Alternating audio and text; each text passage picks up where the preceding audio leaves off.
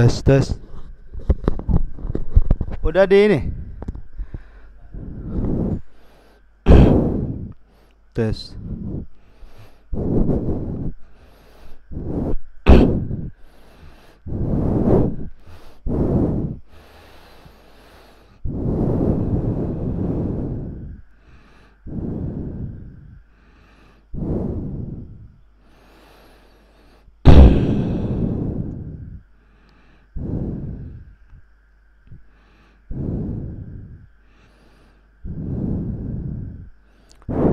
Tes.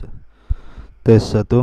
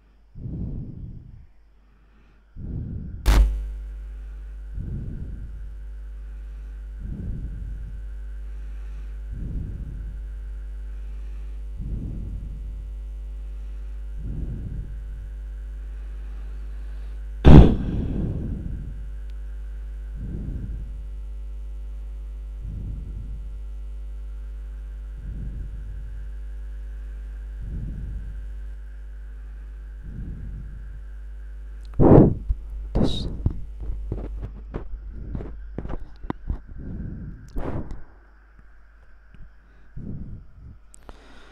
Bismillahirrahmanirrahim.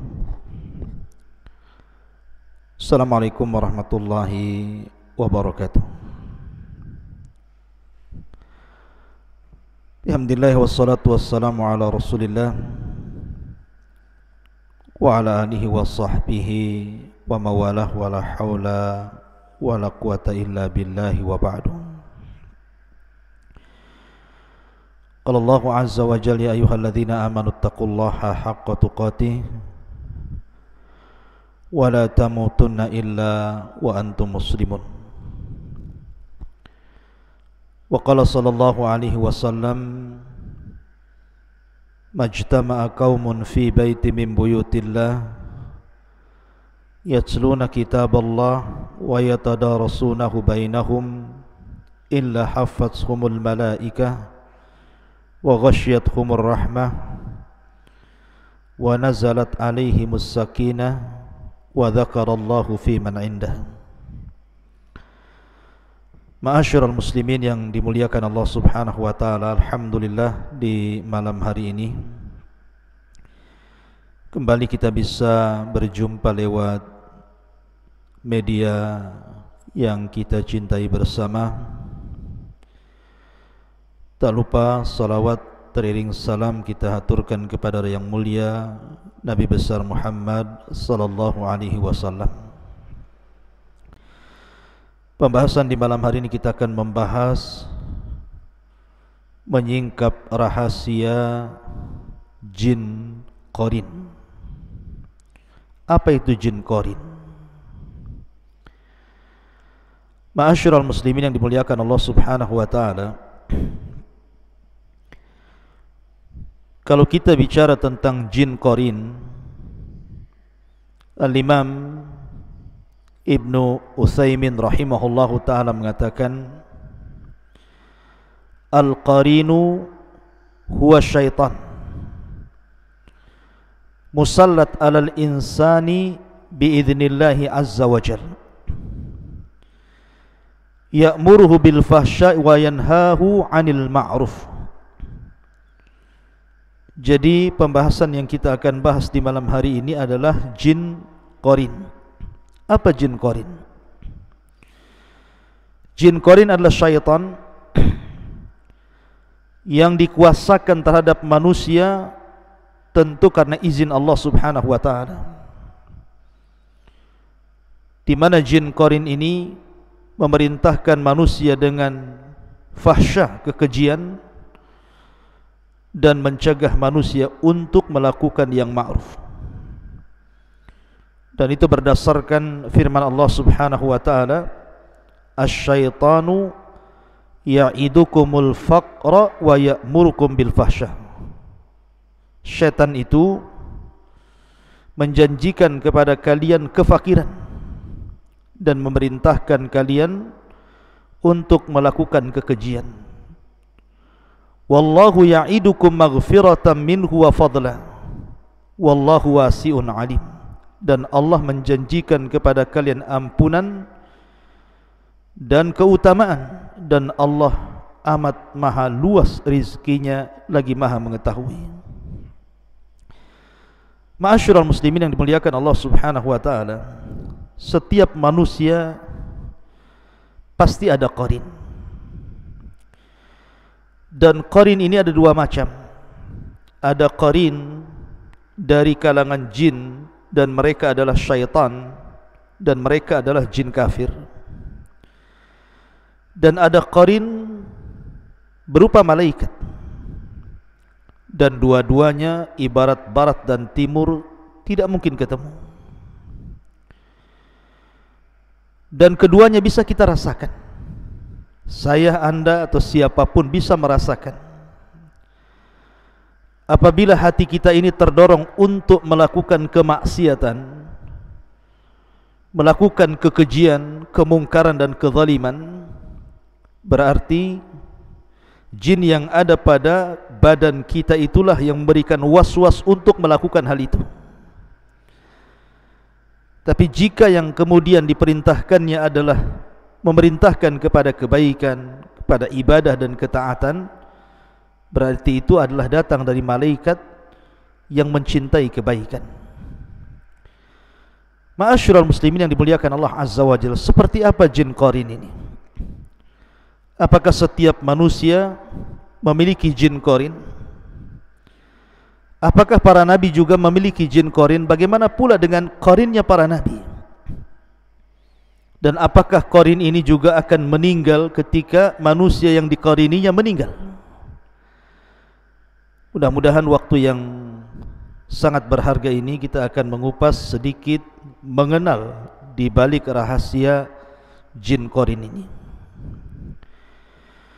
Di dalam surah Qaf, Allah Subhanahu wa taala berfirman, A'udzu billahi minasyaitonir rajim, laqad kunta fi ghaflatin min hadza fakashafna anka ghita'aka fabasaruka al-yawma hadid.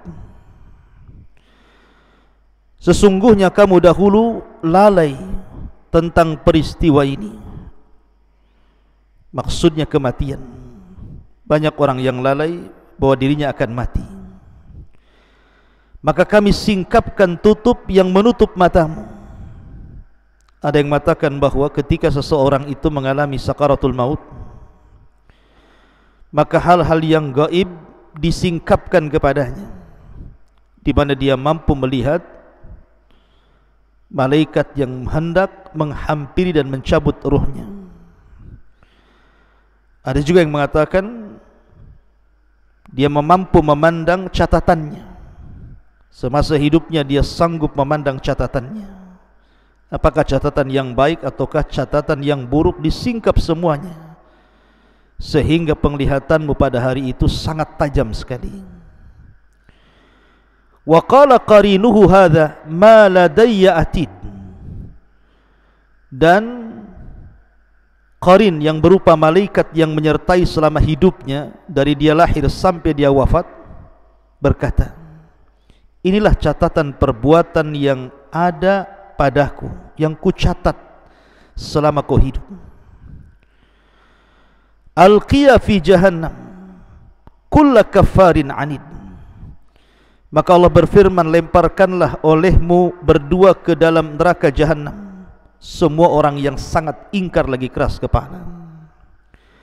Manna'ilil khairi mu'tadim murid, yang sangat enggan melakukan kebaikan, melampaui batas dan bersikap ragu-ragu.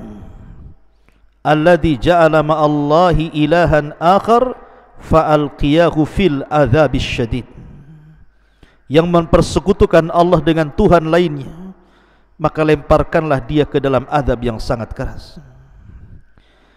Qala qarinuhu rabbana ma atghaituhu walakin kana fi dhalalin ba'id. Kemudian berkatalah setan yang menyertainya, maksudnya qarin yang menyertai selama hidupnya, dia pun berkata, ya Tuhan kami, aku tidak menyesatkannya, tetapi dia sendiri yang berada dalam kesesatan yang sangat jauh. Qala la takhtasimu ladayya wa qad qaddamtu ilaikum bil wa'id. Maka Allah berfirman, janganlah kalian bertengkar di hadapanku, dan sungguh dahulu aku telah memberikan ancaman kepada kalian. Ma yubaddalul qawlu ladayya wa ma ana bidzallami lil abid. Keputusanku tidak dapat diubah dan aku tidak menzalimi hamba-hambaku. Dalam ayat ini Allah Subhanahu wa taala menyebutkan dua kata qarin. Pertama, Allah Subhanahu wa taala mengatakan wa qala qarinuhu hadza ma ladayya atid. Kemudian yang kedua, qala qarinuhu rabbana ma atghaituhu walakin kana fi dhalalim ba'id. Di sini ada dua kata qarin. Ya, karena qarin itu ada dari kalangan malaikat yang mendorong kita untuk berbuat baik, dan yang kedua ada dari kalangan jin kafir, syaitan, yang memerintahkan kita untuk melakukan kekejian dan melarang untuk melakukan yang ma'ruf. Ini ayat yang pertama yang menetapkan adanya qarin. Dan kita tahu bahwa yang namanya qarin dari kalangan jin pasti kafir. Dan Allah izinkan dia bersarang di badan kita, lewat jalan darah kita, kemudian memberikan was-was untuk melakukan keburukan. Dia tidak memadaratkan kita, artinya tidak menyakiti secara fisik, tetapi dia memberikan was-was. Karena secara umum syaitan memang seperti itu, memerintahkan kepada keburukan, sebagaimana Allah Subhanahu wa taala berfirman, alam tara anna arsalna syayatina 'alal kafirina ta'uzzuhum 'azza. Tidakkah engkau melihat bahwa sesungguhnya kami telah mengutus syaitan-syaitan itu kepada orang-orang kafir untuk mendorong mereka berbuat maksiat dengan sungguh-sungguh. Memang begitulah syaitan.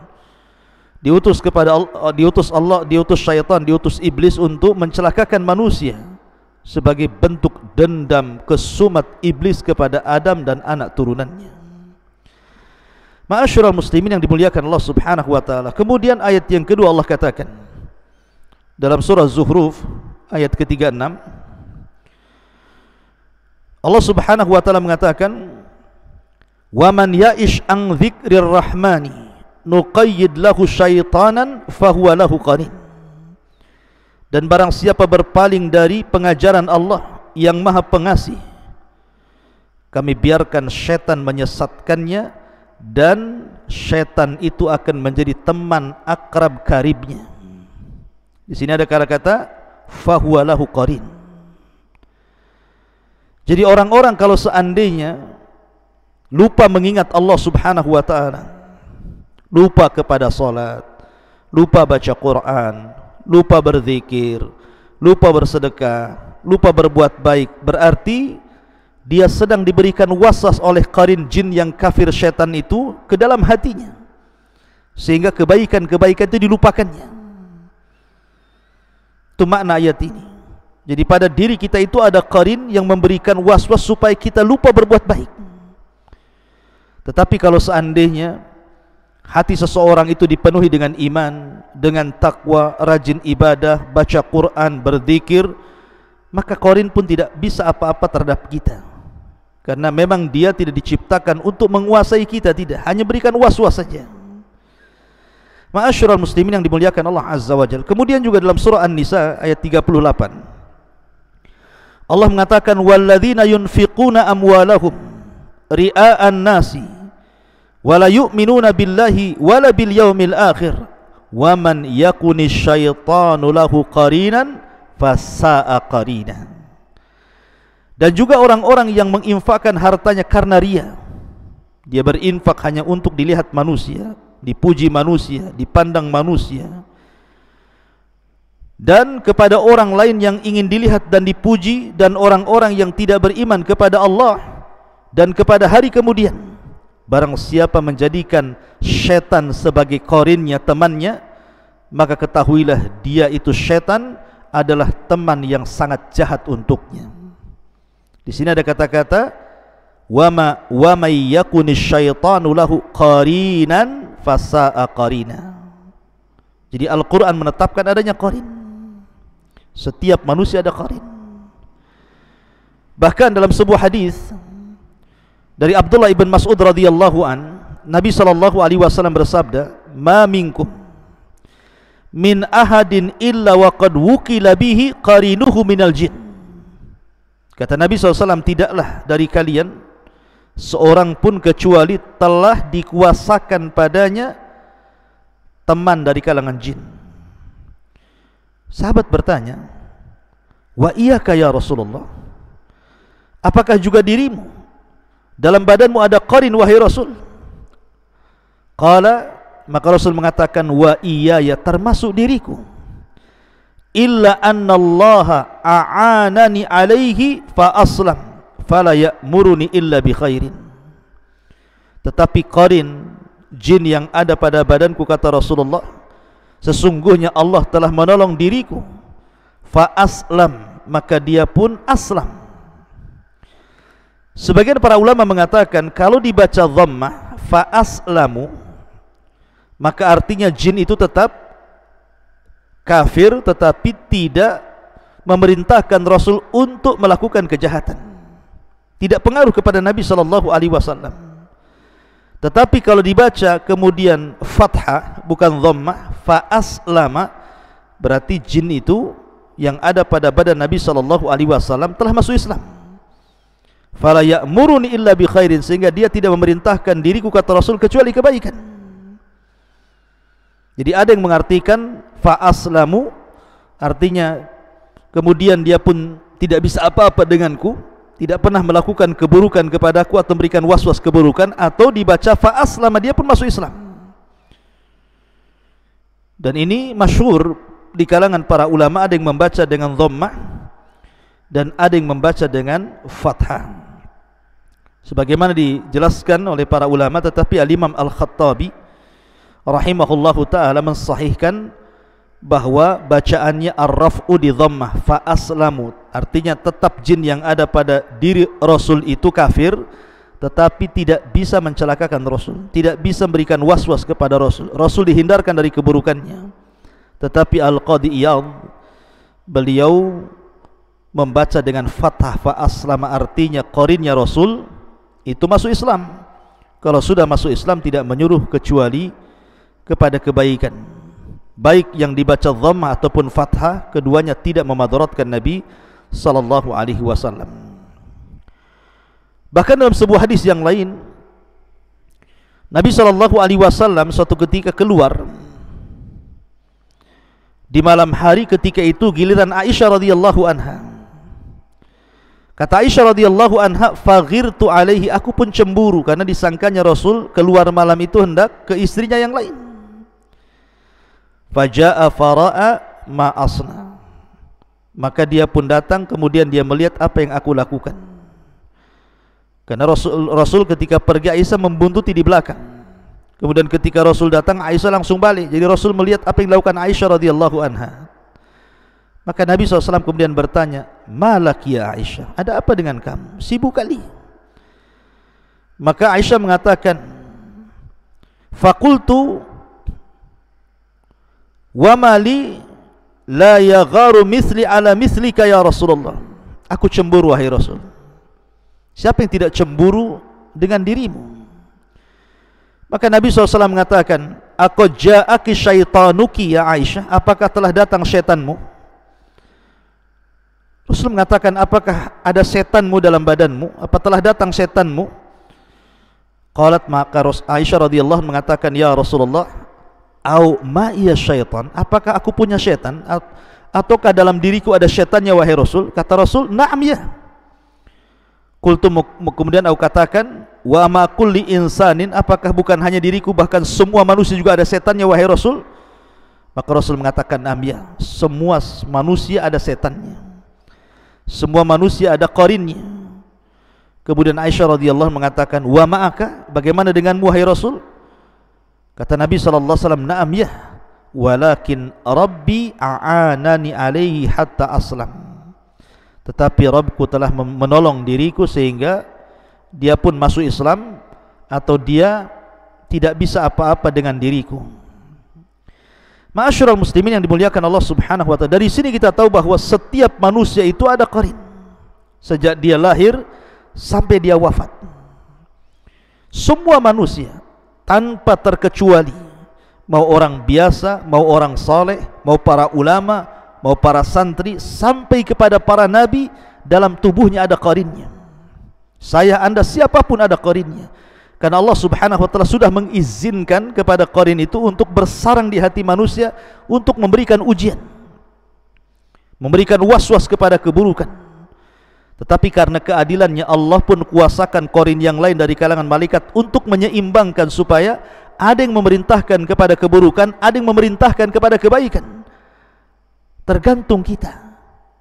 Dan ingat bahwa qarin itu tidak menguasai kita secara mutlak, tidak.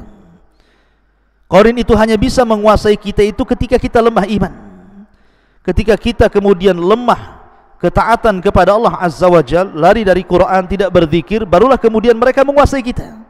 Tapi kalau iman kita kuat, ketakwaan kita kuat, zikir kita kuat, ibadah kita kuat, maka mereka tidak sanggup apapun dengan diri kita.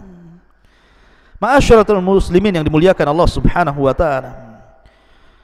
Kemudian juga hadis yang lain dari Abdullah ibn Umar radhiyallahu anhuma, anna Nabi sallallahu alaihi wasallam qala, bahwa Nabi SAW bersabda, idza kana ahadukum yusalli fala yada ahadan yamurru baina yadayhi fa in aba falyuqatilhu fa inna ma'ahu qarin.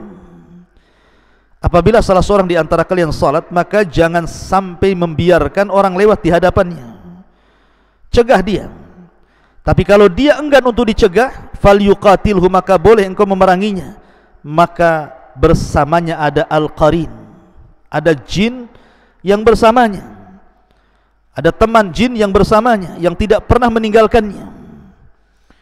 Sebagaimana penjelasan Al-Imam Asy-Syaukani dalam kitab Al-Awtar, bahwa fa inna ma'ahul qarin, artinya as-sahib as-syaitan, yang menyertainya selama ini syaitan yang ada pada manusia dan tidak pernah meninggalkannya.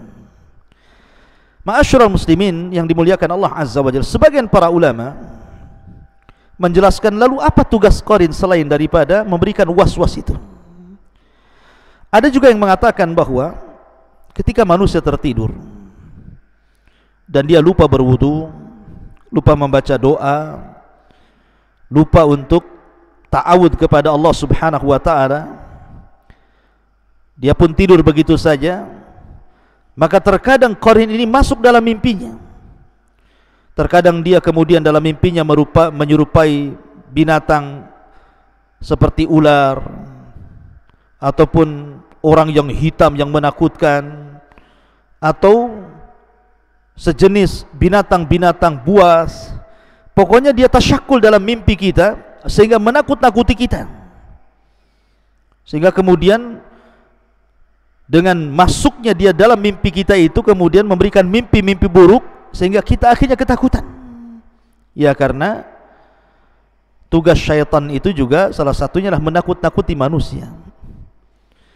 Ma'asyiral muslimin yang dimuliakan Allah Subhanahu wa taala. Tetapi ada beberapa catatan tentang masalah qarin ini. Yang pertama, qarin ini adalah syaitan yang dikuasakan kepada setiap manusia untuk mencelakakan manusia dan menyesatkan manusia. Ingat, tidak ada qarin yang baik. Karena saya pernah melihat di salah satu tayangan YouTube gitu kan, bahwa ada seseorang yang penampilannya Islami, dia mengatakan bahwa aku sudah menundukkan qarin saya. Tidak, Anda tidak mungkin menundukkan qarin. Ya. Qarin itu akan tunduk kalau Anda di atas ketaatan saja. Dia tidak bisa menyerang kita lewat was-was. Tapi kalau seseorang itu lagi futur, karena manusia tidak mungkin semangat ibadah terus, pasti sewaktu-waktu akan futur. Lah futur datang dari mana? Qarin itu yang membuat kita futur, sehingga kita malas untuk beribadah. Kemudian yang kedua, kalau kita melihat dalil-dalil Al-Quran dan Sunnah yang kita baca, bahwa tidak ada amalan qarin itu kecuali hanya berikan was-was. Artinya dia tidak menyakiti secara badan, dia tidak menyakiti secara badan, karena jin-jin itu kan tugasnya banyak, macam-macam tugas itu. Ada khusus jin itu yang menyakiti kita, entah dia diutus oleh tukang-tukang sihir, oleh paranormal untuk menyantet kita, naudzubillah gitu ya. Maka itu jin khusus menyakiti kita. Tapi qarin itu tugasnya lain, dia hanya untuk memberikan was-was saja, menakut-nakuti kita supaya kita malas ibadah, supaya kita berbuat jahat, supaya kita berbuat zalim, itu saja.